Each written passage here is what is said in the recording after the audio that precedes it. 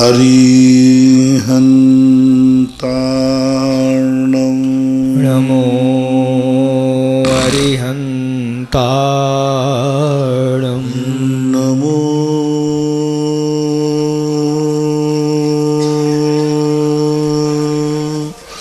सिद्धार्णं नमो सिद्धार्णं नमो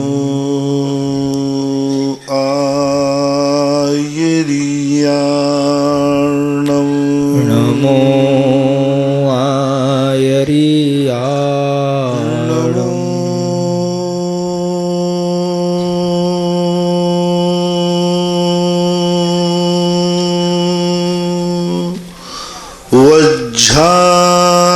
वज्झायार्णं नमो वज्झायार्णं नमो लोये सव्यसाहूर्णं नमो लोये सौवसाहु। पंच परमेष्टि भगवान की जय हो। आचार्य श्री गुरुवर कुंद कुंद महाराज की जय हो। आचार्य श्री गुरुवर विद्यासागर महाराज की जय हो। मुनि पुंगव श्री ईश्वर सुधा सागर जी महाराज की जय हो। महाराज श्री, मैंने कुछ समय पूर्व आपके प्रवचनों से प्रभावित होकर संयम की इस कठिन मार्ग पर चलना प्रारंभ किया है। मेरी भावना है कि 24 तीर्थंकरों के मोक्ष कल्याणों के उपवास करने की कृपया इसका महत्व एवं विधि बताएं कि मैं कैसे करूं और आशीर्वाद प्रदान करें। जो आपका भगवान के मोक्ष कल्याण के उपवास करने का भाव हुआ है, ये बहुत आपका अच्छा भाव है। तो जिस समय जिन भगवानों का मोक्ष कल्याणक पड़ता है, अपनी शक्ति प्रमाण उनका उपवास रखें और उस दिन उन भगवानों की पूजन करें। और निर्माण कांड पढ़ते हुए यदि हो सके तो निर्माण कांड के बाद उन भगवानों के मोक्ष कल्याणक का निर्माण लाड़ू भी आप चढ़ा सकते हैं मंदिर जी में, क्योंकि मोक्ष कल्याणक का नियम है। तो निर्माण का पूजा के बाद निर्माण कांड पढ़ें और लाड़ू को भी अपने साथ रख कर के और लाड़ू चढ़ाएं। और मोक्ष कल्याणक के दिन यदि आपको और विशेष रूप से करना है तो उस दिन 16 दीपक 32 बातियों से प्रज्वलित करके निर्माण लाड़ू के साथ, जैसे अपन भगवान महावीर स्वामी की दिवाली मनाते हैं, वैसे आप नहा धोकर के बढ़िया शुद्ध कपड़े पहनकर मंदिर जाकर के पूजन अभिषेक शांति धारा करें। और उस दिन भगवान के 16 दीप 12 भावना आदि 16 कारण भावना आदि के निमित्त को लेकर के और मोक्ष कल्याणक मनाएं। इस प्रकार के बाकी और जो विशेष विधि है तो भगवान के पंच कल्याणक व्रत विधान में जो विधि लिखी रहती है उस विधि को भी देख लेना चाहिए। भीलवाड़ा से सुनील टोंगिया। महाराज श्री, जीवन का मूल्य धन से है या धर्म से? हमें किसकी प्राथमिकता रखनी चाहिए? ग्रस्त धन और धर्म एक दूसरे के पूरक बना के यदि चलता है तो फिर उसके लिए दोनों की जरूरत है। धन धर्म का पूरक बन जाए और धर्म धन का पूरक बन जाए, दोनों में उसकी व्यक्ति धन जब कमावे तो धर्म का आलम्बन लेवे, धर्म को साथ रखे। यदवा तदवा अन्यायपूर्वक गलत ढंगों से धन नहीं कमावे। धन कमाते समय धर्म को कैसे साथ रखे, यानी उसको ध्यान रखे वो कि हमें धन कमाते समय हिंसा, झूठ, चोरी, कुसेल, परिग्रह आदि इन पंच पापों का जितना कम प्रयोग हो, हमारी कुल और जाति के अनुसार कौन सा व्यापार करना ठीक है, हमारे धर्म के अनुसार कौन सी परिणति है, इस संबंध में यदि धन कमाते समय धर्म का ध्यान रखता है और जब वो धर्म करे तो वह एकदम इतना ना करे ग्रस्त होकर के कि वह धन से बिल्कुल ही छूट जाए। 24 घंटे धर्म करोगे तो गृहस्थी नष्ट हो जाएगी। 24 घंटे धर्म करोगे तो गृहस्थी नष्ट हो जाएगी, जैसे हम लोगों की सुन रहे हो ना? 24 घंटे धर्म करोगे तो गृहस्थी नष्ट हो जाएगी। जैसे हम लोगों की, बोलो हम लोगों की गृहस्थी है कि सत्म समाप्त हो गई? बोलो ना। नहीं, कोई गृहस्थी नहीं हमारी, कोई गृहस्थी नहीं। सब गृहस्थी, ना आरंभ करूं ना परिग्रह करूं। गृहस्थी का अर्थ क्या? जो संसार के आराम करे, व्यापार करे, धंधा करे, शादी करे, विवाह करे। तो 24 घंटे धर्म करोगे तो गृहस्थी नष्ट हो जाएगी, और बिल्कुल भी धर्म नहीं करोगे तो गृहस्थी भ्रष्ट हो जाएगी। है कितना बड़ा तायलक है। यदि तुमने बिल्कुल भी धर्म नहीं किया तो गृहस्थी क्या हो जाएगी? भ्रष्ट हो जाएगी, कोई काम की नहीं रहेगी। यानी वो गृहस्थी दुर्गति का पात्र बन जाएगी गृहस्थी में नियम से। और पूर्णता धर्म करोगे तो गृहस्थी रह ही नहीं सकती, क्योंकि जब पूर्ण धर्मात्मा है तो गृहस्थी कैसे? और गृहस्थी है तो पूर्ण धर्मात्मा कैसे हो सकता है? तो पूर्ण धर्मात्मा के लिए तो गृहस्थी को नष्ट करना पड़ेगा, छोड़ना पड़ेगा। इसलिए थोड़ा सा धर्म के साथ धर्म और धन को आपके लिए 3 पुरुषार्थ बचाए गए।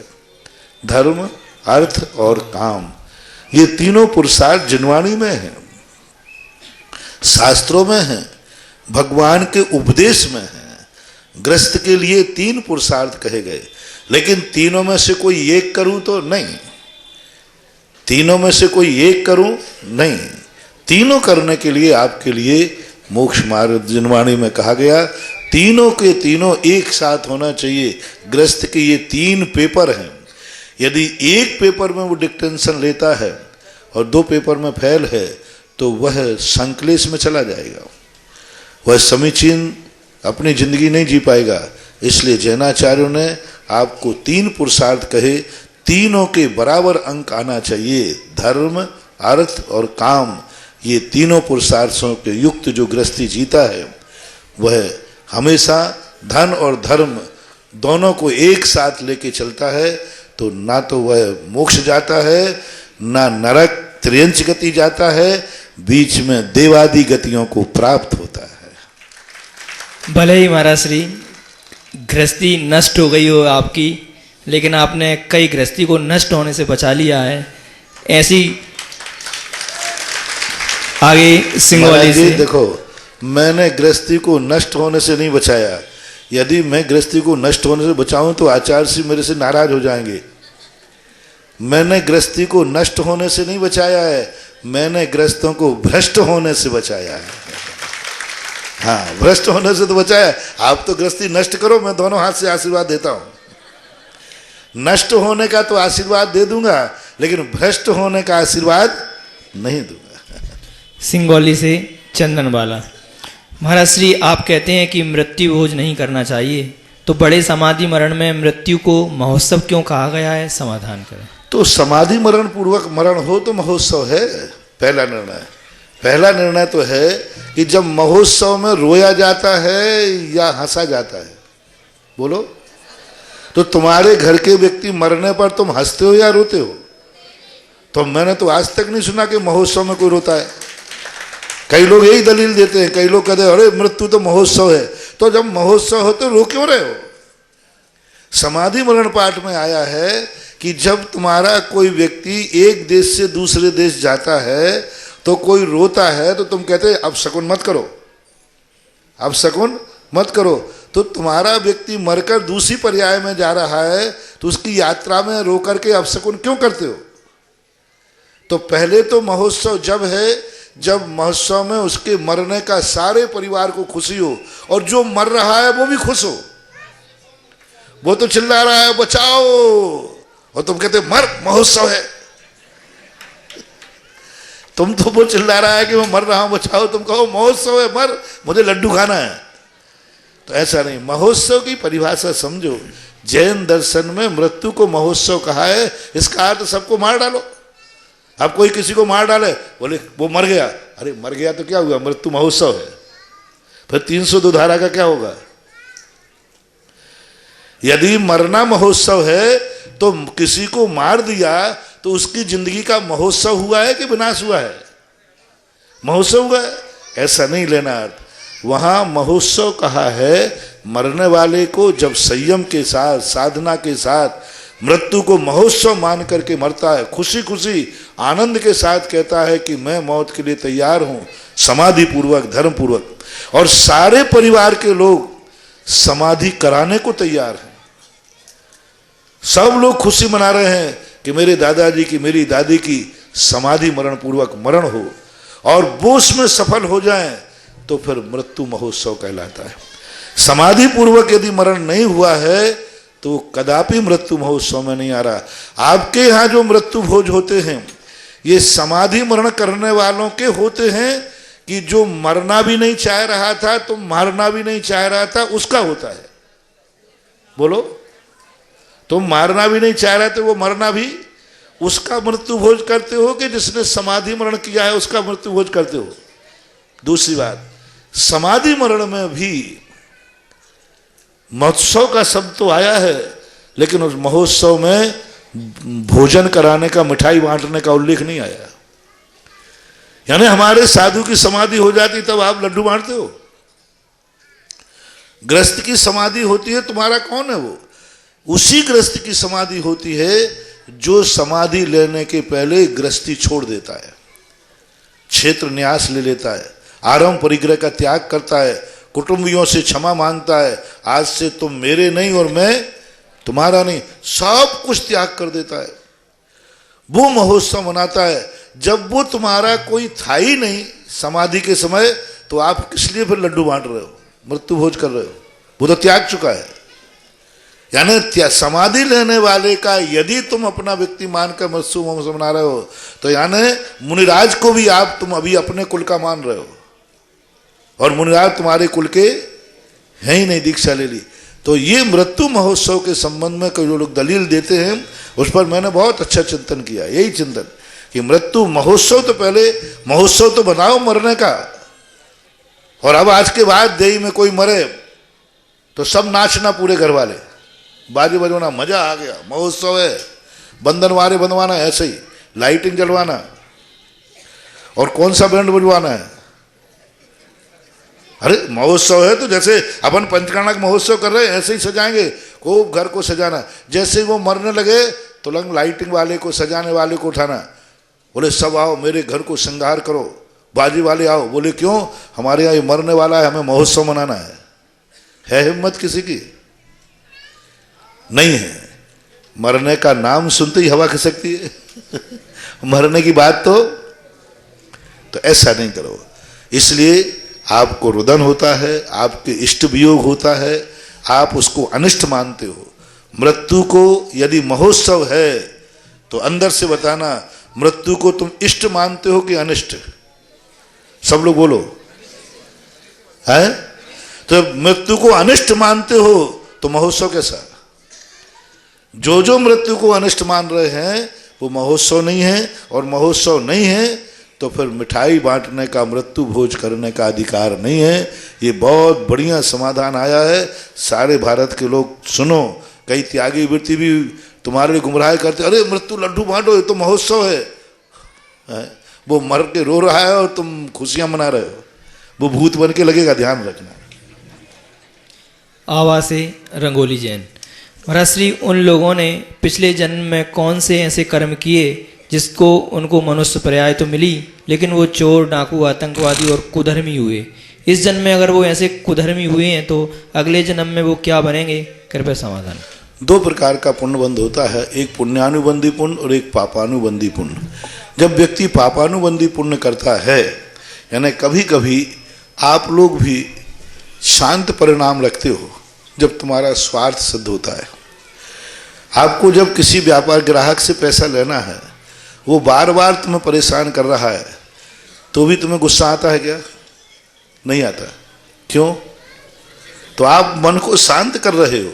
तो कभी परवश में संसार के स्वार्थ की सिद्धि के लिए कई बार व्यक्ति अपने परिणाम शांत रख लेता है, आरंभ परिग्रह भी कम कर देता है, और परिणामों में भी मान को छोड़ देता है, क्योंकि उसके लिए कोई दूसरा सांसारिक लाभ लेना पड़ता है।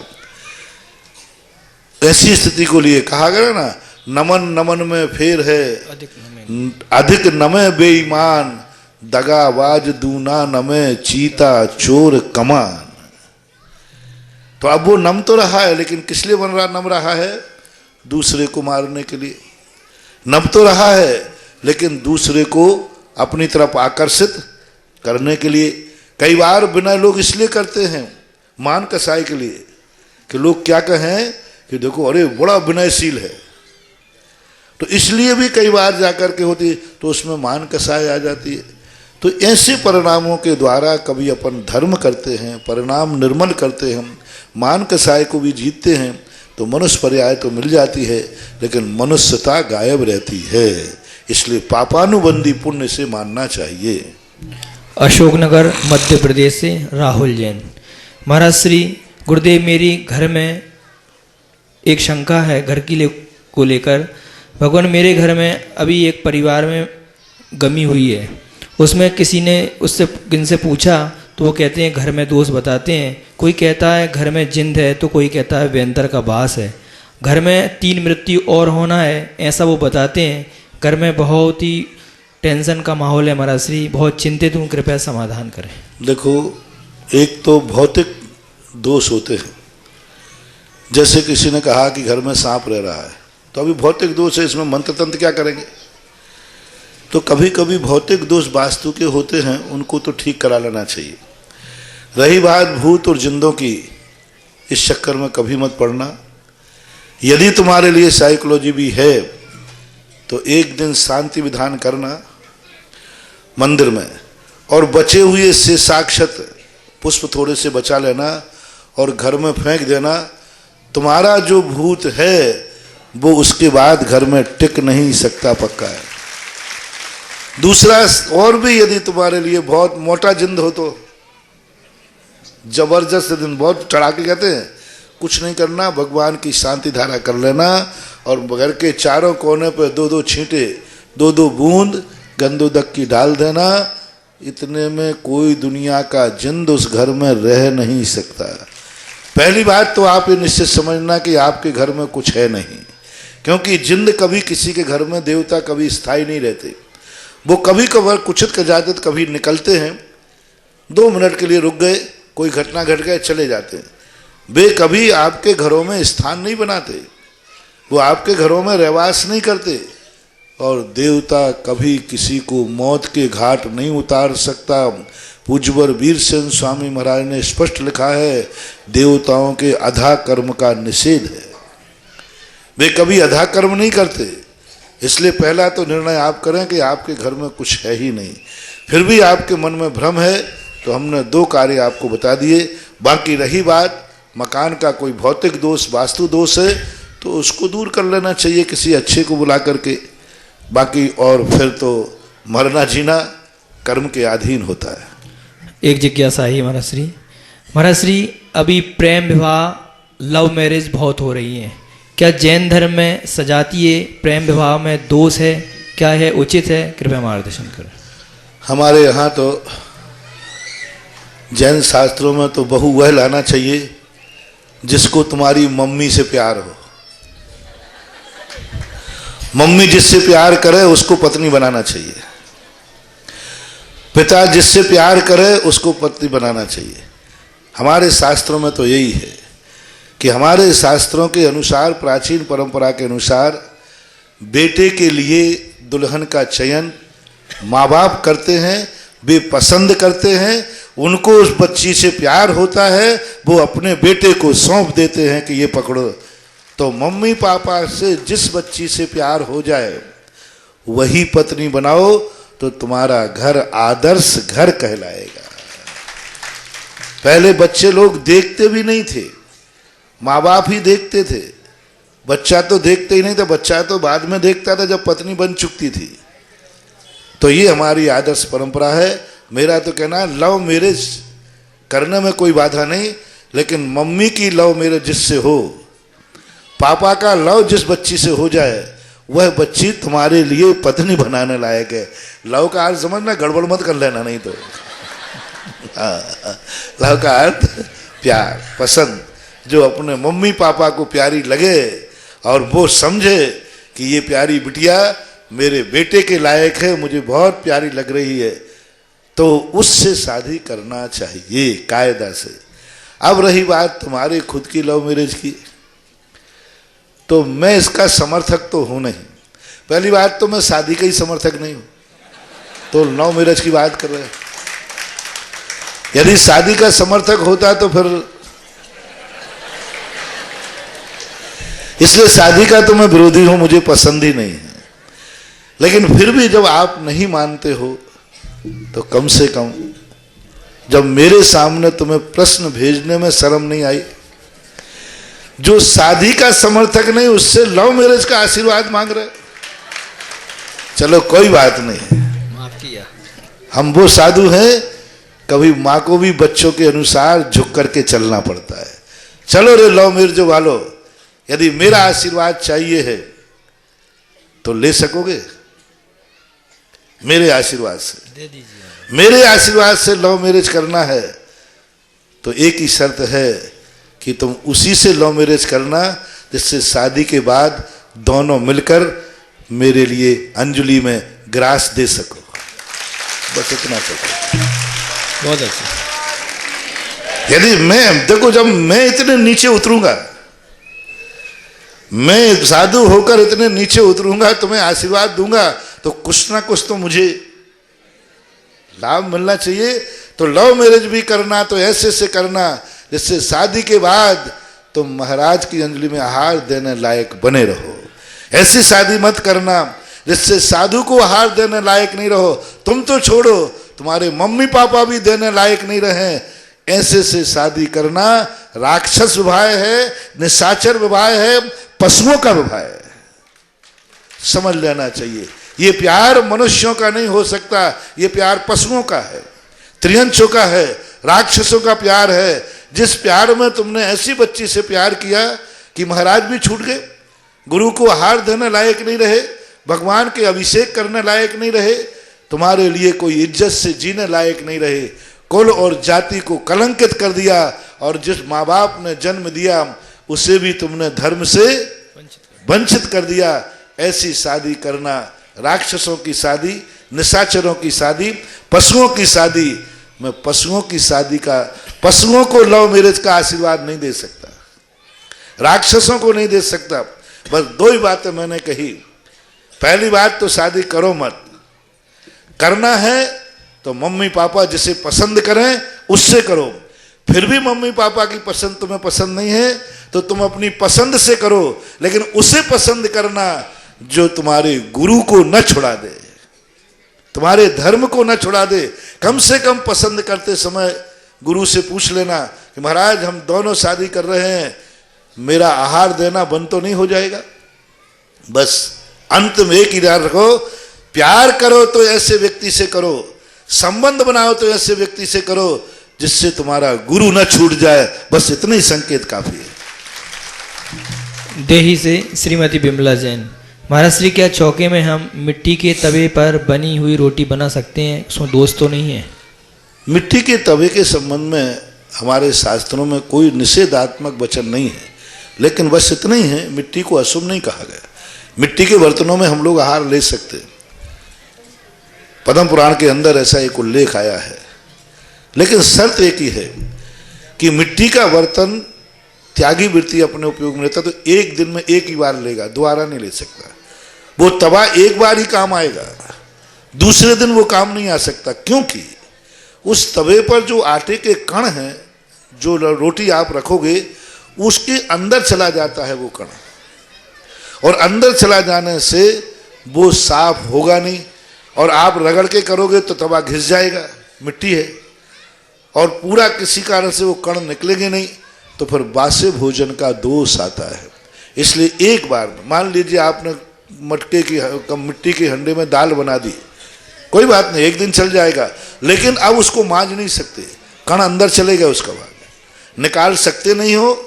इसलिए द्वारा पानी को आपने रखा, उसमें पानी एक दिन प्रयोग कर सकते, दूसरे दिन पानी उस घड़े ने पी लिया, पीने के बाद उसमें सम्मूर्छन जीवों की उत्पत्ति हो जाएगी, और सम्मूर्छन जीवों की उत्पत्ति हो जाने से, मिट्टी गीलापन होने से अभक्ष का दोष आता है।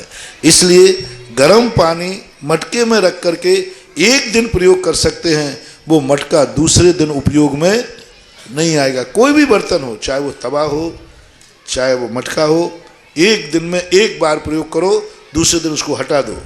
Use and through. अगर महाराज श्री उसके लिए सुखा के धूप में उसके बाद उपयोग करें तो नहीं, उसमें कण तो चले गए। यानी रोटी के जो कण थे पानी लगे हुए, जैसे अपन रोटी है, यदि रोटी को 2 दिन सुखा करके खा सकते हैं क्या महाराज? या तागी बेटी सूप में सुखा दिया, अच्छा खड़ंका हुए, वो क्या बोलते वो खाकड़ा खाकड़ा खाकड़ा खाकड़ा खाकड़ा बिल्कुल सूखे नहीं, वो गीले आटे का कण उसके अंदर वो सोख लेता है। आप कितने ही सुखाए लेकिन वो निकलता नहीं। पहले महाराज श्री जंगलों में जो मुनि महाराजों को हार कराए जाते थे, तो क्या प्रतिदिन ऐसा ही होता था? हाँ, प्रतिदिन नए बर्तन बनते थे। क्या बात हो गई? राम और लक्ष्मण ने प्रतिदिन हाँ बनाए होंगे, उनको काम क्या था वहां जंगल में? पंडित जगदीश जैन और वो शास्त्री। तो बिना पके हुए बर्तन रहते, इतना पकाने का उनके पास इतना साधन तो था नहीं, बना लेते थे, काम कर लेते थे। पंडित जगदीश जैन शास्त्री सांगानेर से पधारे हैं, आपका एक प्रश्न है, पूछें। नमोस्तु महाराज जी, मेरा प्रश्न है कि जो तीर्थंकर भगवान के नख और केस बचते हैं, वह देवता लोग कहाँ ले जाते हैं? नख और केस जो बचते हैं भगवान के, वो उसी स्थान पर गिर जाते हैं। देवता लोग आकर के वहाँ, अग्नि कुमार देव आकर के वहाँ पर कुंडों की रचना होती है। 3 कुंड बनाए जाते हैं।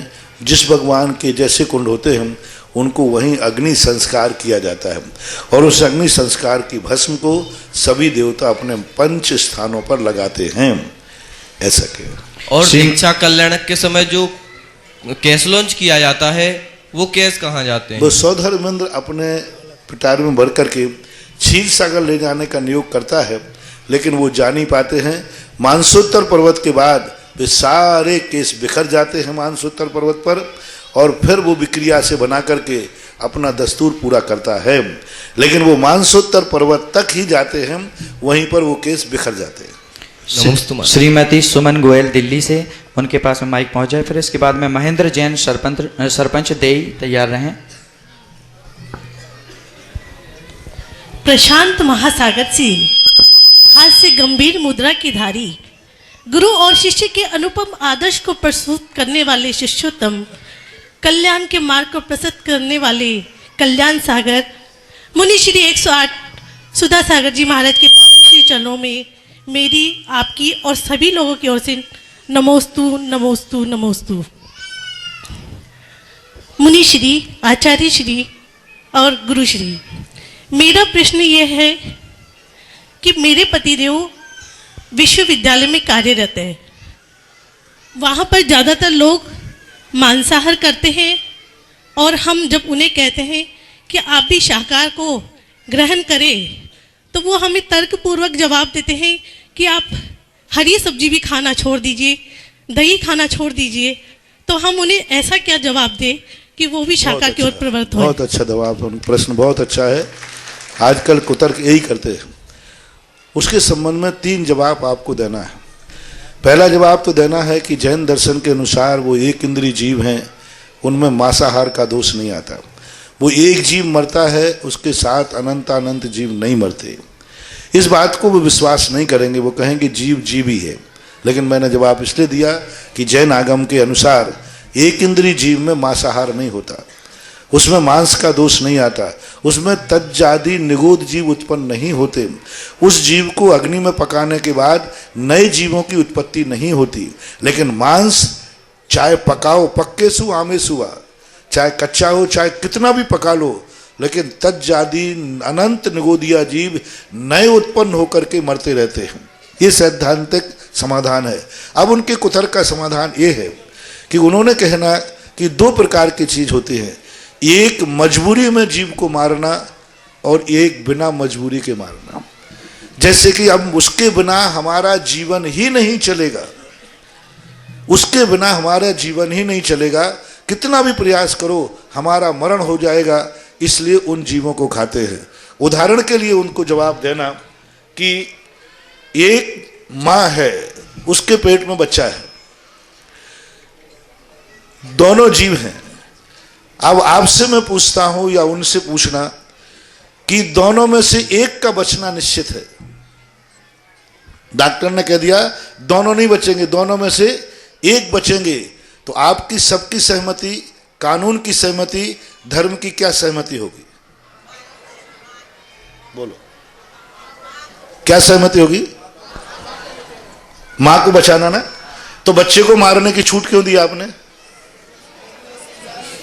सभी लोग बोलना, एक उनके दिमाग को ऐसा झटका लगेगा कि दोनों में से एक का मरना निश्चित है, निश्चित हो चुका। अभी सुप्रीम कोर्ट ने एक ने 24 हफ्ते के बच्चे को मारने का आदेश दिया मां को बचाने के लिए, क्योंकि दोनों में से एक बचना निश्चित है। तो फिर नियत क्या है, बच्चे को मारा जाए या मां को? तो फिर इसी स्थान में बच्चा, क्योंकि बच्चा है, मां रहेगी तो दूसरा बच्चा जन्म दे दी। इसी प्रकार ये एक इंद्रिय जीव जो होते हैं, मारना दोनों में से निश्चित है, मां को और बच्चे में से एक मरेगा, और नहीं मारोगे तो दोनों मर जाएंगे। तो अब मां के समान तो है पशु पक्षी, क्योंकि ये इनके साथ दूसरों की गृहस्थी लगी हुई है। मां के साथ और बेटा पहला वाला है वो अनाथ हो जाएगा, मां के साथ एक पुरुष स्त्री से रहित हो जाएगा, मां के बिना घर उजड़ जाएगा, और बेटा मरेगा तो वो अकेले जीव का नुकसान होगा। इसी प्रकार जब तुम मुर्गे को, बकरे को खाते हो तो उसके साथ उसके परिवार को उजड़ जाता है। वो मरना नहीं चाहता, फिर भी आप उसको मार देते हैं, और उसका परिवार है, और परिवार उजड़ जाएगा उसको खाने से। और एक इंद्रिय जीव, दही में जीव जो है, एक इंद्रियों में जीव जो है, इनका कोई परिवार नहीं होता, इनके मरने से कोई परिवार नहीं उजड़ा। इनका मरना ऐसे ही है जैसे मां को बचाने के लिए गर्भस्थ शिशु को मारना पड़ा। मां को बचाने के लिए किसको मारना पड़ा? गर्भस्थ शिशु। इसी प्रकार से हमें अपनी जिंदगी को बचाने के लिए एक इंद्रिय जीव को मारना पड़ा, क्योंकि यह निश्चित था, या तो एक इंद्रिय जीव मरेगा या हम मरेंगे। हम यानी मनुष्य मरेगा। तो अब मनुष्य मरे और एक इंद्रिय मरे तो किसको बचा लेना चाहिए? क्योंकि एक इंद्रिय मरने से कोई परिवार नहीं उजड़ा है, लेकिन मनुष्य मर जाएगा तो परिवार उजड़ जाएगा, कितना अनाथ हो जाएगा, धर्म का हो जाएगा। इसलिए ये माँ का और बेटे का उदाहरण आप दे सकते हो कि माँ को बेटने की कानून ने स्वीकृति, बेटे को मारने की स्वीकृति दी, समाज ने दी, परिवार ने दी, पिता ने दी, माँ ने दी, सबने कह दिया कि ठीक है।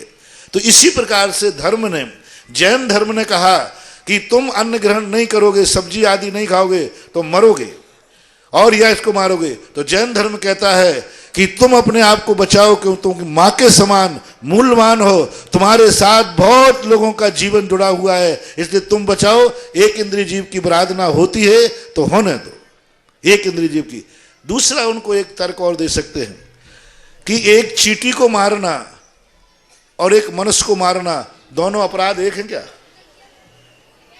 चींटी को मारने से कोई FIR दर्ज होती है, और एक मनुष्य को मारना और एक राष्ट्रपति को मारना? तो हम जैनी लोग वो हैं जो चींटी को मार रहे हैं जिसका कानून में कोई अपराध नहीं, उसकी FIR दर्ज नहीं होती, और तुम उस पशु पक्षी को मार रहे हो जिसकी FIR है, उसका बेटा लिखाएगा। क्योंकि इसकी FIR कौन लिखाएगा? तुमने उस मुर्गे को काटा, उसका बेटा उसका दावेदार है, उसकी माँ है वो, बेटा दावेदार है, तुमने बेटे को मारा। और दूसरी बात, उस चींटी का यानी उस एक इंद्रिय जीव का कोई परिवार दावेदार नहीं। बकरे को मारने पर, मुर्गे को मारने पर उसका बेटा रोएगा, उसका अभिशाप लगेगा। एक इंद्रिय जीव का बेटा ही नहीं रोएगा कौन? तो जब तुम किसी मछली को या उसको मारते हो तो उसका परिवार तुम्हें बद्दुआ देगा, परिवार का अभिशाप लगेगा और परिवार बद्दुआ देगा। यानी तुमने मांस ही नहीं खाया है, एक परिवार को उजाड़ा है। हमने जीव को तो मारा है, मांस का भी दोष नहीं आया और परिवार को भी नहीं उजाड़ा, मात्र एक जीव मरा है। ये सारे की सारी बातें आप उनको संक्षेप में, ऐसे व्यक्ति मेरे सामने भेज दो, मैं 2 मिनट में उनको ठीक कर लूंगा। नमस्ते भगवान। एक बार एक व्यक्ति ने कहा, बोले महाराज शाकाहार तो जैनियों का है, हिंदुओं का है, हम लोग तो मांसाहारी हैं, हमारा आहार शाकाहार नहीं, तो हम आपकी बात क्यों माने? मैंने कि चलो कोई बात नहीं, आज से एक नियम करो, शाकाहार हमारा, मांसाहार तुम्हारा। आज से नियम करो, यदि सही तुम ओरिजिनल मांसाहारी हो तो आज के बाद शाकाहार को हाथ मत लगाना। मैं नियम लेता हूं कभी मांसाहार को हाथ नहीं लगाऊंगा, मैं मांसाहार के बिना जिंदा नहीं रह जाऊंगा और तुम शाकाहार के बिना जिंदा रह जाओ। जन्म लेते ही मम्मी का दूध मत पीना, खून पीना, क्योंकि दूध शाकाहार है। बड़े होने के बाद पानी मत पीना, पानी शाकाहार है। और मांस के साथ कभी अन्न की रोटियां मत खाना, दाल सब्जी मत खाना, इनके बिना आप जी जाओगे। और तुम कितने बेईमान हो, हमारे शाकाहार के बिना आपका नहीं चल सकता। बोलो त्याग करो, यदि ओरिजिनल मांसाहारी तो। उन्होंने कहा महाराज नहीं त्याग करूंगा, मैं नकली मांसाहारी हूं। और प्रकृति ने आज तक किसी को जन्म से मांसाहारी नहीं बनाया। शेर का बच्चा भी जन्म से अपनी मां का दूध पीता है और दूध शाकाहार है, शुद्ध शाकाहार है, उसमें कोई जीवाणु नहीं होते हैं। आप वो मानते हैं तो बात अलग है। कोई भी दुनिया का कितना भी बड़ी मांसाहारी हो, एक व्यक्ति बता दो जो जन्म से ही खून पीता हो, जन्म से ही मांस खाता हो। संसार में मनुष्य नहीं, त्रियंचों को भी, जितने भी मांसाहारी जानवर हैं, ये प्रकृति की गोद में जब आते हैं माँ का खून नहीं, माँ का दूध पीते हैं। इसलिए शाकाहार प्रकृति से हर व्यक्ति को जन्म से शाकाहार दिया है, मांसाहार नहीं। मांसाहार हमारी कुरीति है, हमारा दुर्व्यसन है, हमारा कुतर्क है, हमारा पाप के गर्त में जाने का एक साधन है। इसलिए इस प्रकार के तर्क देकर के उनको कुछ समाधान हुआ कि नहीं? अब कल ही निपटा देना उनको। महाराज श्री मेरा और यदि वो प्रश्न करें तो मेरे पास लेते हैं। मेरा एक और प्रश्न है कि महाराज जी यहाँ भी पंचकल्याण में दो तरह के लोग हैं। एक तो जो अभिषेक कर रहे हैं, पूजा कर रहे हैं, और दूसरे वे जो व्यवस्थाएं बना रहे हैं, इस पंचकल्याण में सहयोग दे रहे हैं। तो आप ये बताइए कि दोनों में से ज्यादा पुण्यशाली कौन सा है? पहला पुण्यशाली तो वही है जो अभिषेक पूजन कर रहा है। व्यवस्था बनाने वाला जरूर बदमाश है, इसलिए उसको नहीं की अपेक्षा कुछ तो लाभ कमाए। यदि मैं कहता हूं कि देही के हर व्यक्ति के लिए मैं दावा करता हूं, प्रत्येक जैनी व्यक्ति व्यवस्था सोचते पूजा में बैठे, व्यवस्था की जिम्मेवारी मैं लेता हूं, कौन करेगा आप छोड़ो, स्वर्गों से देवताओं को उतार दूंगा। सारे जैनी जितने व्यवस्थापक के नाम से पूजा में नहीं बैठे हो, सुन रहे हो सरपंच जी, नाम की लिस्ट दे देना। जो इस नाम से नहीं बैठे हो, व्यवस्था कौन पढ़ करेगा? तो मेरा उनसे कहना है कि आप बहुत बड़ी मूर्खता कर रहे हो, यानी स्वयं भूखे रहकर दूसरों को भोजन परोस रहे हो। उन सबसे मेरा कहना है वे कल विधान में बैठ जाएं, और उनकी व्यवस्था कौन करेगा इसकी जिम्मेवारी मेरे पर छोड़ दे। तुमसे ज्यादा अच्छी व्यवस्था होगी, आप पूजन पाठ का लाभ लीजिए। और मैं तो कहता हूं कि पहले के लोग इतने अच्छे होते थे कि जब विधान पूजन होता था तो स्वयं पूरा गांव तो बैठता था विधान में, और बाहर से वॉलंटियर बुलाते थे, वे करते थे पंचगणक की व्यवस्था। कौन करते थे? बाहर के वॉलंटियर आते थे, व्यवस्था करते थे, और समाज वाले सब पूजन पाठ में बैठते थे। इसलिए श्रेष्ठतम वही है जो भगवान के पूजन अभिषेक में बैठा है। वो तो मात्र अपनी बदमाशी के नीचे कर रहा है, क्योंकि पूजा करना नहीं थी, पाठ करना नहीं था, मन लगता नहीं है, अभिषेक करना नहीं था, इसलिए बोले मैं तो व्यवस्था में लगा हूं। व्यवस्था काहे की, किसकी व्यवस्था कर रहे हो? गलत बात है, बहुत गलत है। सबसे पहले अपने भोजन की व्यवस्था बनाना चाहिए, भोजन खाने के बाद फिर सोचना चाहिए। इसलिए ऐसे लोग जितने हो उनको कल से विधान में बैठा दो। महाराज श्री नमोस्तु नमोस्तु नमोस्तु। जैन धर्म कितना पुराना है, बीच में किस स्थिति से गुजरा, अभी आगे कितने समय तक जैन धर्म की वर्तमान स्थिति में जो अच्छी प्रभावनाएं रहेगी मेरे से? जैन धर्म उतना पुराना है जितना आकाश में सूरज चंदा है, और जैन धर्म कभी नष्ट नहीं होने वाला है। जैन धर्म में कभी ग्रहण लग सकता है, जैसे सूर्य चंद्रमा में कभी ग्रहण लग जाता है ना, ऐसे ग्रहण लग सकता है। जैन धर्म न कभी नाश हुआ है और न कभी नाश होगा, क्योंकि जैन धर्म किसी भगवान से, किसी व्यक्ति विशेष से नहीं है, वस्तु के स्वरूप का नाम जैन धर्म है, वस्तु के आचार विचार का नाम जैन धर्म है। इसलिए सूर्य के समान, सूर्य चंद्रमा के समान शाश्वत अविनाशी है। बस कभी कभी उस पर राहु केतु आकर के ग्रहण लगा देते हैं, तो ग्रहण की सीमा ज़्यादा नहीं होती। ये ग्रहण कभी कभी बीच में आताताई शक्तियाँ आ जाती हैं, अराजक तत्व आ जाते हैं, वे धर्म को ढक देते हैं, द्रोहित कर देते हैं। धर्म शाश्वत अविनाशी है, सनातन प्रभायमान है, अनादि अनधन इसका अस्तित्व है। चंद्र प्रकाश जी गर्ग देई से, इसके बाद में श्रीमती संजू जैन अध्यापिका देई से तैयार रहें। आगे आ जाएं, माइक ले लें। नमोस्तु महाराज, नमोस्तु महाराज, नमोस्तु महाराज। महाराज मेरा ये प्रश्न है कि एक व्यक्ति कभी 5 मिनट में समाधि मरण हो जाता है और कोई व्यक्ति 10-10 साल तक भी समाधि मरण नहीं होता है और मतलब खटिया पकड़ लेता है। इसका क्या रीजन है? इसका रीजन होता है सैद्धांतिक 2-3 कारण हैं। एक बार तो कभी कभी किसी का आयु बंद हो जाता है बहुत पहले, तो आयु बंद होने के बाद आगम कहता है कि वो जब तक पूरी आयु नष्ट नहीं होगी उसके प्राण नहीं निकलेंगे। मान लो आयु बंद मरने के 10 साल पहले हो गया, तो अब वो 10 साल पूरा जिएगा, कितना भी प्रयास करे उसको कोई मार नहीं सकता। और जो क्षण भर में भी हो जाते हैं उनके 2 कारण होते हैं कि आयु बंद उनका पहले से नहीं हुआ था, तुरंत किसी निमित्त मिलने पर, जैसे कोई एक्सीडेंट हो गया, कोई हार्ट अटैक हो गया, कोई भी हो गया, तो तुरंत के तुरंत आयु बंद हो जाता है और तुरंत ही उनकी आयु मरण को प्राप्त हो जाते हैं, एक कारण। दूसरा कारण उनका ये होता है कि उनके जो परिणाम होते हैं, आयु कर्म के जो निषेक होते हैं, उन निषेकों में इतनी निधत्त निकाचकता होती है कि वे क्षय को प्राप्त नहीं होकर के अपनी पूर्ण आयु जी करके ही मरते हैं, ऐसा कारण। इसके बाद में है ये तो नहीं है महाराज कि भाई स्वर्ग नरक यही है और आदमी के कर्मों का फल यही आदमी को दिखाता है भगवान? नहीं, ऐसा कुछ नहीं है। स्वर्ग नरक यहाँ नहीं है। नरकों के सुख दुख जो हैं यहाँ भोग ही नहीं सकते। जो दुख तुम कह रहे हो घाटे पे पड़ा हुआ सड़ रहा है, ये तो कुछ भी दुख नहीं है। नरकों का दुख तो बहुत इससे अनंत गुणा ज़्यादा होता है। ऐसा कभी धारणा नहीं बनाना कि यही स्वर्ग नरक है। ये मनुष्य गति के ही दुख हैं, नरक गति के दुख नहीं हैं। इसके बाद में श्रीमती संजू जैन अध्यापिका, इसके बाद में कन्हैया लाल जी लक्ष्यकार तैयार रहें। आगे आ जाएं और माइक ले लें। गुरु के चरणों में कोटि कोटि प्रणाम। महाराज श्री, मेरा प्रश्न यह है कि जैन धर्म के अनुसार श्री कृष्ण जी की मृत्यु कैसे हुई थी और श्री नेमिनाथ भगवान व कृष्ण जी में लघु भ्राता कौन थे? जैन दर्शन के अनुसार जो कृष्ण जी के मौत के कारण जो बने थे, जरद कुंवर जो उनके कोई रिश्तेदार में थे, वो एक जंगल में बैठे हुए थे पेड़ की छाया में, अपने पैर के ऊपर पैर रखे हुए थे। तो कृष्ण जी के पैर में एक पद्म था।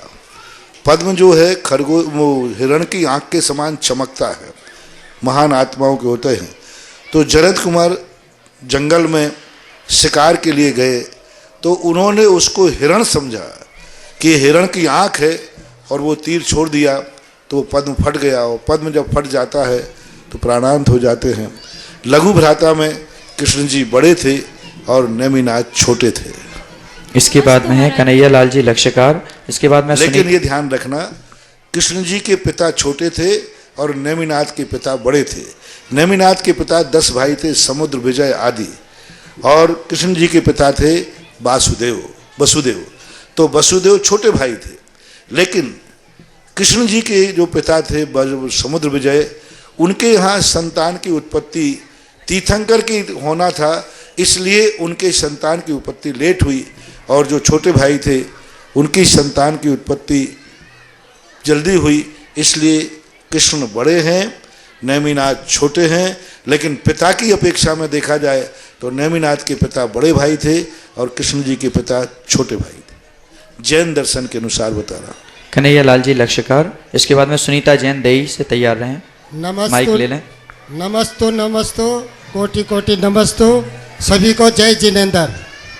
महाराज जी, मेरी जिज्ञासा ये है कि सभी धर्म के संत आसन लगा के भोजन करते हैं, और जैन धर्म में क्या सिद्धांत है कि खड़े रह करके रात में लेकर के और भोजन? बहुत अच्छा है।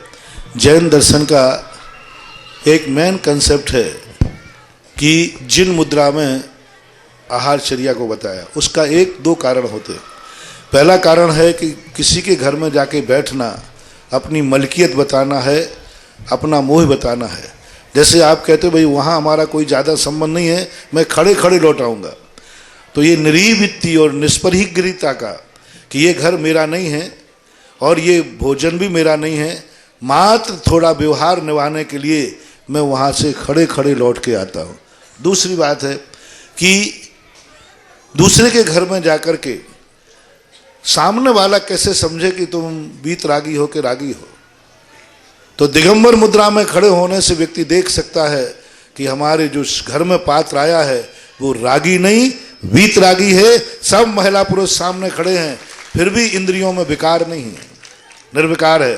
बैठने के बाद पता नहीं चलता है कि निर्विकारी है कि विकारी है, क्या परिणाम कर रहा है वो, क्या उसके अंदर परिणाम चल रहे हैं, इसका कोई निर्णय नहीं हो सकता क्योंकि बैठा हुआ है।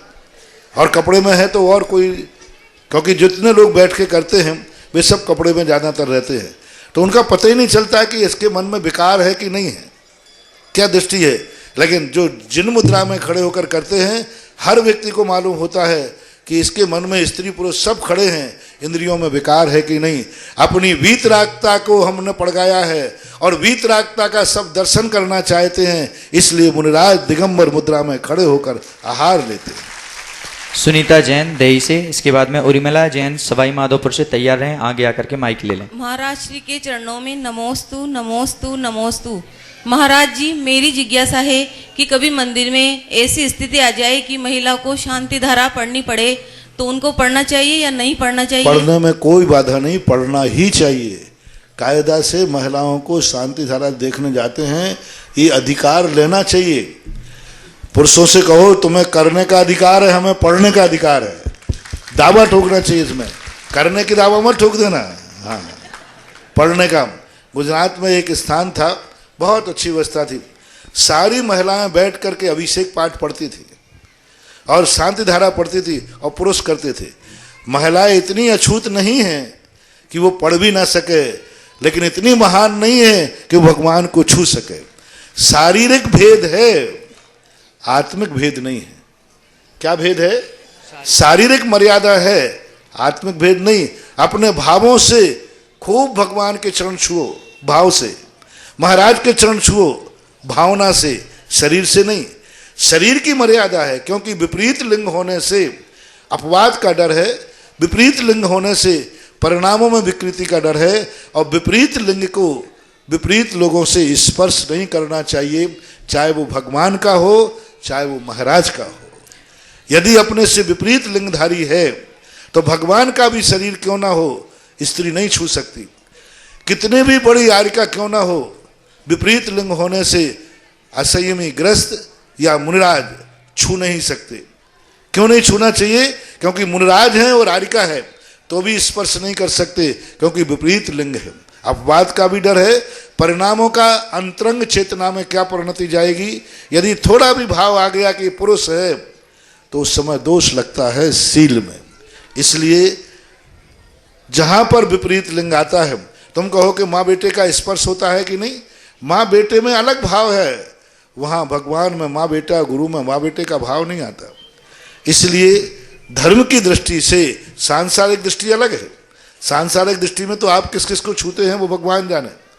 पारमार्थिक दृष्टि में चाहे स्त्री कैसी भी हो, चाहे पुरुष कैसा भी हो, दोनों भले पावन हो, लेकिन एक दूसरे का शरीर का स्पर्श करते हैं तो वह नियम से शील में दोष है, और विपरीत लिंग का स्पर्श करने का जैन धर्म में स्पष्ट निषेध है। भले वो पावन है दोनों, चलिए बहुत पावन है। यहां तक हमारे यहां कहा गया है कि यदि मां जन्म देने वाली भी है और बेटा मुनि बन गया है, बेटा मुनि बन गया है, तो भी वो मां बेटे से अलग में अकेले में बात नहीं कर सकती। अरे क्या बात है, जन्म देने वाली मां है, आरिका बन गई, और जन्म देने वाली मां है और बेटा मुनि बन गया, तो भी वहां निषेध किया गया कि ये मां और बेटे भली ग्रस्त अवस्था के रहे हों, दोनों एकांत में बात ना करें, एकांत में चर्चा ना करें, दोनों भी एक दूसरे का स्पर्श ना करें, चाहे पैर का हो चाहे वो कैसी भी स्पर्श हो, नहीं करना चाहिए। लेकिन पढ़ने की जहां तक बात है, पढ़ने में कोई दोष नहीं है, पढ़ना ही चाहिए। उर्मिला जैन सवाई माधोपुर से, इसके बाद में विनय जैन देई से। तैयार रहें, माइक ले लें। मेरे गुरुवर के चरणों में मेरे और मेरे परिवार की तरफ से 3 बार नमोस्तु नमोस्तु नमोस्तु। हे गुरुवर, मेरे ऐसे कौन सा पुण्य का उदय है जो मेरा जन्म कुल तो जैन धर्म में नहीं हुआ, लेकिन ससुराल में मुझे जैन धर्म मिला। अब कभी कभी तुमने पहले जैन कुल में रही होगी, लेकिन जैन धर्म की तुमने विराधना की होगी। कैसे विराधना की? जैन कुल में जन्म लेकर कभी रात में खा लिया होगा, जैन कुल में जन्म लेकर बिना भगवान के दर्शन के खा लिया होगा, कभी महाराज नगर में आए होंगे और आहार देने का भाव नहीं किया होगा। इस प्रकार का कोई दोष तुमसे बन गया, इसलिए कर्म ने तुम्हारे लिए वहाँ से हटा दिया, लेकिन फिर भी तुम्हारी श्रद्धा बनी रही होगी, इसलिए वहाँ जाकर के भी जैन धर्म की बात सुनने का भाव तुम्हें आ गया। विनय जैन देई से, इसके बाद में प्रियंका जैन करवर से। तैयार रहें, नमोस्तु माइक ले लें। नमोस्तु गुरुवर, नमोस्तु नमोस्तु। गुरुवर, मेरा प्रश्न ये है कि जो लोग जूठन छोड़ते हैं, ये लोग कहाँ तक के पाप के भागीदार हैं? जो लोग जूठन छोड़ते हैं, ये कहाँ तक पाप के भागीदार हैं? जूठन छोड़ने वाला व्यक्ति बहुत बड़ा दोष का भागीदार है। उसको नियम से आगे जाकर के भिखारी बनना पड़ेगा। ये जो कुत्ते आदि होते ना, ये कुत्ते आदि होते जूठन खाते ना, ये वो ही जीव हैं जिन्होंने कभी जूठन छोड़ा हो गया, आज कर्म उन्हें जूठन खिला रहा है। नियम से मानना, जितने ये जानवर तुम्हारा जूठन खाते हैं, आप पत्थर फेंकते कुत्ता आ जाता ना, ये कर्म वही है। इन्होंने कभी जूठन छोड़ा होगा तो कर्म ने कहा जिस जूठन को तूने छोड़ा है मैं उसी जूठन को कुत्ते बनाकर खिलाऊंगा, लेकिन खाना पड़ेगा। इसलिए जो जो जूठन छोड़ते हैं अपनी भावी पर्याय तुरंत ध्यान रख लें। जो जो जूठन छोड़ते हैं तुरंत समझ लेना मुझे यह जूठन कल कुत्ते बनकर खाना पड़ेगा। हमें यह जूठन अनाथ भिखारी भूखे बनकर के खाना पड़ेगा। त्रियंच योनि में जाना पड़ेगा, क्योंकि त्रियंच जूठे को खाता है। इसलिए अपनी थाली में कदापि जूठन न छोड़ें, कदापि न छोड़ें। उतना ही लें, एक दाना एक रोटी कम लें, लेकिन ज़्यादा नहीं लें। और यदि ज़्यादा हो गई है तो अपने हाथ से ले जा कर के किसी ऐसे, या तो अपने किसी व्यक्ति को दे दें, नहीं तो अपने गाय आदि को अपने हाथ से खिला के आए, लेकिन उसको फेंके नहीं, उसको बर्तन में नहीं डालें, नहीं तो कुत्ते बन करके खाना पड़ेगा। इसलिए जो जूठन डाल रहे हो, जहाँ कुत्ता दौड़ पड़े तो तुरंत सोचना चाहिए कल मैं भी ऐसा ही दौड़ूंगा। ये उदाहरण ध्यान रख लेना। प्रियंका जैन करवर से, इसके बाद में अशोक कुमार जैन गंजवासोता। और ये भी ध्यान रखना, ये घर में नहीं छोड़ते, ये सामूहिक मंदिरों में सामूहिक भोजों में छोड़ते, ये और बड़ा पाप है। घर में तो छोड़ो तो बीवी तुम्हें फटकार देगी महाराज जी, वो पंच कल्याण का कार्य, लेकिन पंच कल्याणक और सामूहिक ये तो धर्म का कार्य है। ये तो एक ऐसा प्रसाद के रूप में ग्रहण करना चाहिए, जैसे प्रसाद का वैष्णव दर्शन में एक दाना गिर जाए तो उसको उठा करके माथे पर लगाते हैं। ये सामूहिक जो भोजन होते हैं, इनको तो इतने पवित्रता से खाना चाहिए, एक दाना नहीं छूट जाए। एक दाने के लिए हमें घंटे भर बैठ करके पचा के खाना पड़े तो पचा लेना चाहिए, और बच जाए तो जूठन को कुपड़िया में बांध के जेब में रख लेना चाहिए, बाद में खा लो, लेकिन वहाँ छोड़ करके फेंको मत, ध्यान रखना। और ये भोजन जिसलिए किया जाता है, यदि वो कार्य तुम नहीं कर रहे हो तो बहुत बड़ा दोष है। ये भोजन की परंपरा क्यों चली? जिससे तुम शांति से धर्म ध्यान कर सको, अच्छी तरह से पंचकर्म का लाभ ले सको। कई लोग तो पंचकर्म का लाभ भी नहीं ले रहे, संसार में घूम रहे, दुकान बाजार जो भी कर रहे हैं, सीधे भोजन के समय पहुंच जाते हैं। 50% लोग पंचकर्म का लाभ नहीं लेंगे। भोजन में सब जाएंगे, लेकिन ना तो पंचकर्म की पूजा देखेंगे, ना पूजन में बैठेंगे, ना पंडाल में बैठेंगे। इनके लिए ये मंदिर का भोजन खाने का निर्माल का दोष आएगा, नियम से आएगा। इसलिए यदि पंचकर्म में शामिल नहीं होना है तो भोजन में भी शामिल नहीं होना।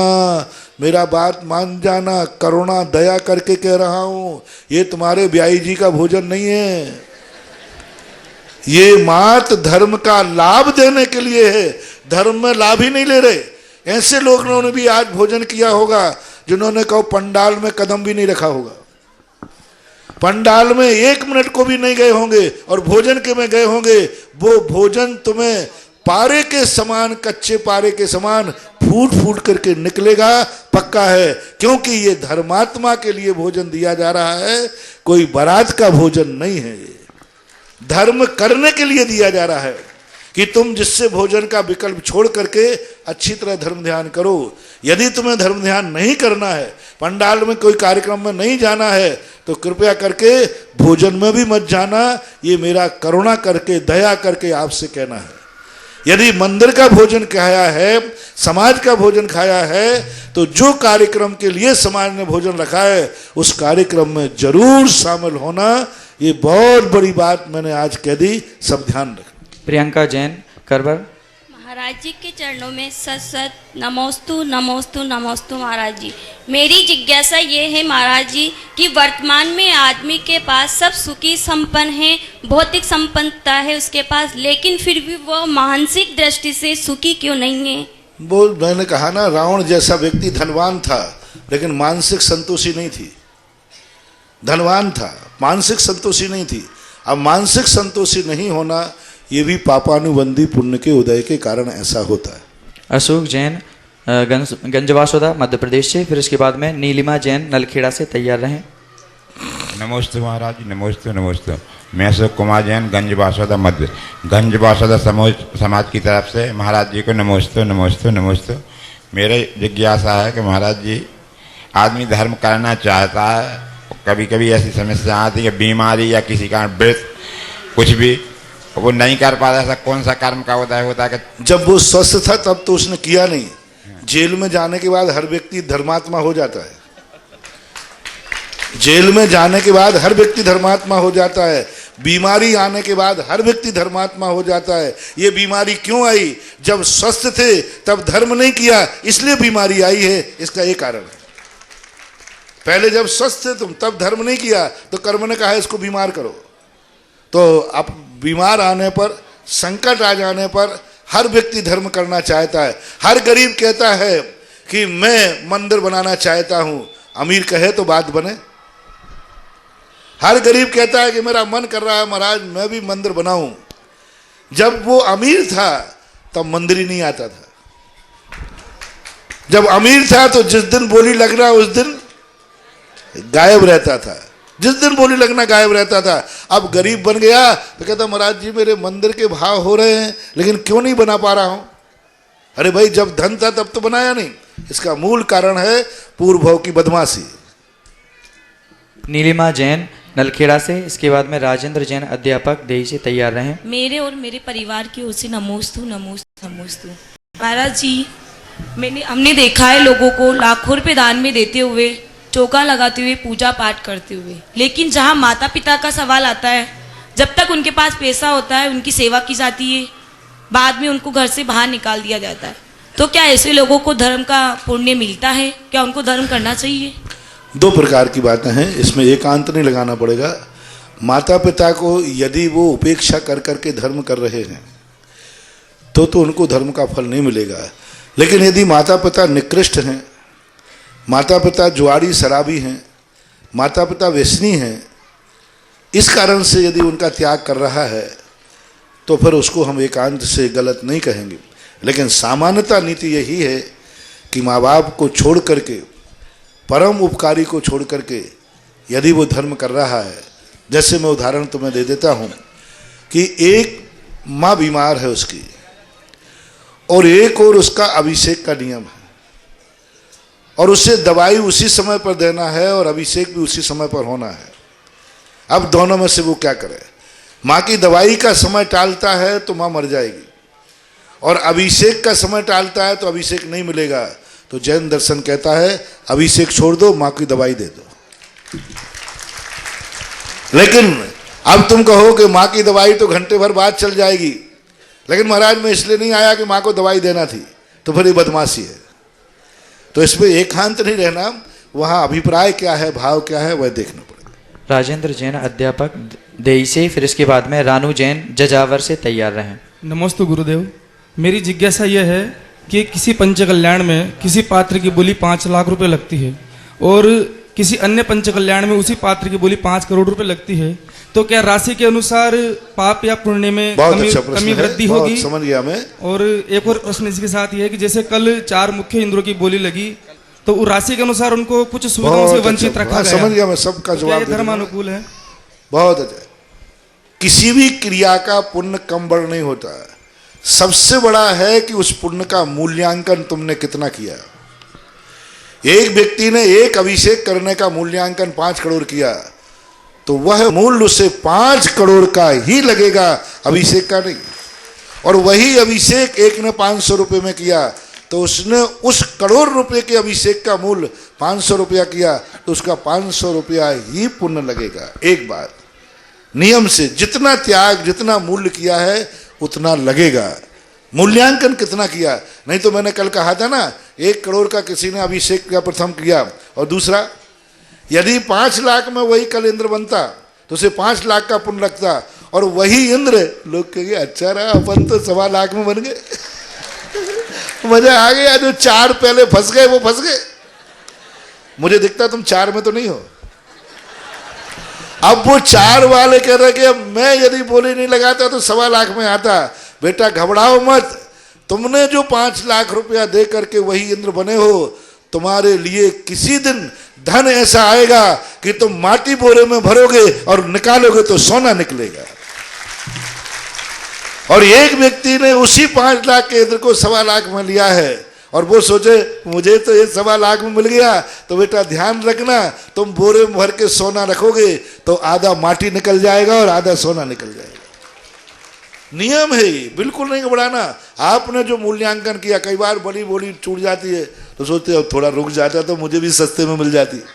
नहीं, आपने जो त्याग किया है वह त्याग का फल 5 लाख वाले को 5 का ही मिलेगा और 1.25 वाले को 1.25 का ही मिलेगा, इसमें कोई फर्क नहीं। अब रही बात होती है शक्ति की। यदि किसी की शक्ति नहीं है, मान लीजिए एक व्यक्ति ने दान दिया जिसकी 1 करोड़ रुपया दिन की आमदनी थी, उसने 1 लाख रुपया दिया, और जिसने 1 लाख रुपए की आमदनी थी उसने 10,000 रुपया दिया। 1 करोड़ दिन की आमदनी उसने कितना दिया? 1 लाख। और 1 लाख रुपए की जिनकी आमदनी उसने दिया 10,000। परसेंटेज किसने ज्यादा दिया है? बस वहां परसेंटेज देखा जाएगा कि 1 लाख वाले ने 10,000 दिए हैं यानी 10% दिया, और 1 करोड़ वाले ने 1 लाख दिया यानी 1% दिया। तो हमारे यहाँ कंप्यूटर में आय के अनुसार प्रॉफिट होती है। आय के अनुसार 1 करोड़ ज्यादा किसने दिया? 1 लाख रुपया दिया कि 10,000 ज्यादा है? 1 लाख ज्यादा है, लेकिन आय के अनुसार तो हर कार्य का पुण्य है अपनी शक्ति के अनुसार मिलता है। उसने 1 करोड़ में 1 लाख दिया, 1% दान दिया, उसको 1% का पुण्य लगेगा। इसने 1 लाख में से 10,000 दिए हैं तो उसे 10% का पुण्य लगेगा। ये नीति निर्धारण है। रानू जैन जजावर से। नमस्ते महाराज जी, मेरा प्रश्न और लोक व्यवहार में भी आपने देखते हैं, एक बड़े आदमी ने एक उपवास कर लिया और एक छोटे से बच्चे ने एकासन कर लिया, प्रशंसा किसकी ज्यादा है? बस यही सिस्टम यहां मानना है। पर बदमाशी नहीं चलेगी। शक्ति नहीं थी इसलिए लिया और शक्ति थी और सस्ते में मिल गया, तो इसलिए मैंने दोनों काम बता दिया। हाँ, वो नमस्ते महाराज जी, मेरा प्रश्न ये है कि जैसे मंदिर का जीर्णोद्धार करते हैं तो उसमें जो मजदूर रहते हैं वो चप्पल पहन के जाते हैं, हालांकि वो नई होती है लेकिन पहन के जाते हैं, तो क्या वो सही है? पहली बात तो सब ये कहते हैं कि वो फिर करे, तो फिर वो क्या करे महाराज? ऐसे जीर्णोद्धार में जहां भगवान बैठे हों वहां पर उनको जूते चप्पल नहीं दे करके, लेकिन मजदूरों की मजबूरी होती है कि सीमेंट में वो काम करेंगे, उनके पैर गल जाते हैं, तो इनके लिए प्लास्टिक आदि पैरों में बांध देना चाहिए। ऐसे मोजे आदि दे देना चाहिए जो मंदिर की मर्यादा रख सके।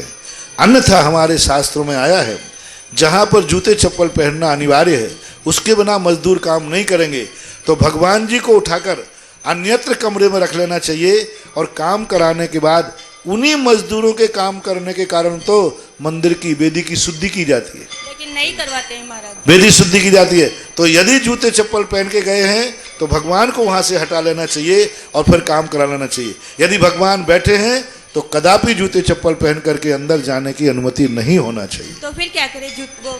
मोजे वगैरह पहने? हाँ, मोजे पहन ले, बरसाती बांध ले, जैसे प्लास्टिक होता है ना पैरों में, कई स्थानों पर मैंने भी बताया, तो प्लास्टिक पैरों में बांध दें जिससे उनके पैर गले नहीं और तुम्हारा काम भी हो जाए। और जैसे महाराज पहन लियो तो फिर कितना दोष लगेगा उनको? दोष लगेगा, कमेटी को दोष लगेगा, समाज को दोष लगेगा, वो तो बेचारा ज्ञानी है। सीमा जैन घटियाली सागर से, इसके बाद में नंदलाल जैन देही से तैयार रहें।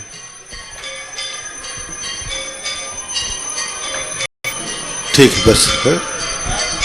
हाँ, कोई है? जल्दी बोलो। जल्दी बोलो। गुरुवर के चरणों में नमोस्तु, जल्दी बोलिए। नमोस्तु। महाराज जी, मेरी जिज्ञासा है कि मंदिर में जो द्रव्य चढ़ाया जाता है माली के हाथ से, उनको कम दामों में ले लेते हैं कुछ लोग। कदापि नहीं ले सकते। यदि अपन को मालूम है कि चढ़ा हुआ द्रव्य है तो उस द्रव्य को लेते हैं तो बहुत बड़ा दोष है।